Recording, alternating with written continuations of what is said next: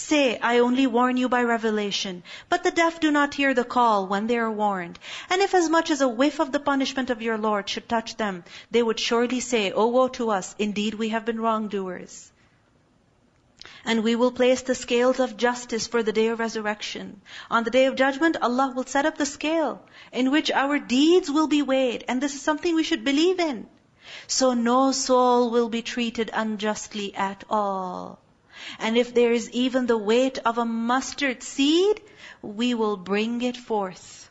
It's such a sensitive scale that if a person has done something as small or has felt something as small as a mustard seed, it will be brought out. Allahu Akbar. This is something so frightening. Because if something is small, it's easy to hide it, isn't it? But what do we learn? That on the day of judgment, nothing will be hidden. Nothing will be left hidden. It will be brought out. And every deed will be assigned weight. And sufficient are we as accountant. Meaning the scale is basically a formality. Allah subhanahu wa ta'ala does not need the scale to know the true worth of our deeds. He knows exactly what we deserve. He can send us to our destination even without this process. But He will do this, why? For the purpose of establishing justice. Now the scales of justice, we learn, the Prophet ﷺ, once a companion came to the Prophet ﷺ and he said, Ya Rasulullah, I have some servants. And these slaves of mine, sometimes they lie to me, they cheat me, and they disobey me, and then I get upset with them, so I yell at them, and sometimes I also hit them. Is that okay? How will I be treated? The Prophet ﷺ said, their treachery, their lying, and their disobedience will be put against the punishment that you inflict on them. Meaning on one side of the scale, their lies and whatever wrong they've done to you will be put. And on the other side, whatever you have said to them and punished them with will be put. And then, if they're equal, if they're the same, then you're fine. But if you punish them more than they lied to you, more than the harm they caused you, then you will be punished. So this man, he got really afraid and he began crying. He said, Ya Rasulullah, but why? And the Prophet ﷺ said, haven't you read, وَنَضَعُ الْمَوَازِينَ الْقِسْطَ لِيَوْمِ الْقِيَامَةِ فَلَا تُظْلَمُ نَفْسٌ شَيْئًا وَإِنْ كَانَ مِثْقَالَ حَبَّةٍ مِّنْ خَرْدَلٍ أَتَيْنَا بِهَا وَكَفَى بِنَا حَاسِبِينَ. And this is something that we really need to be careful about. Because sometimes as mothers we think, oh, my son, he deserves to be punished right now. The poor child just puts one, dirty shirt on the floor instead of putting it in the laundry bin. And what happens? We yell at them more than they deserve to be yelled at. We mistreat them more than they deserve to be mistreated. Right? We punish them more than they deserve to be punished. So we need to see. We justify our anger.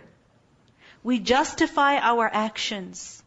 But they will only be justified if they are equal to the wrong that was done to us.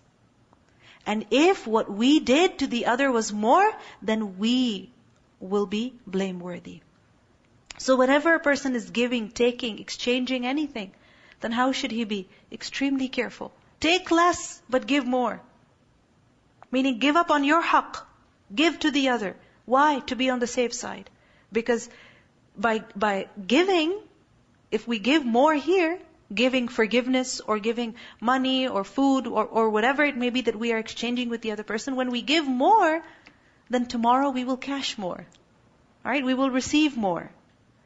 And we had already given Musa and Harun the criterion and a light and a reminder for the righteous who fear their Lord in the unseen while they are of the hour apprehensive. And this Qur'an is a blessed message. وَهَذَا ذِكْرٌ مُبَارَكٌ أَنزَلْنَاهُ, which we have sent down. أَفَأَنْتُمْ لَهُ مُنْكِرُونَ, then are you with it unacquainted?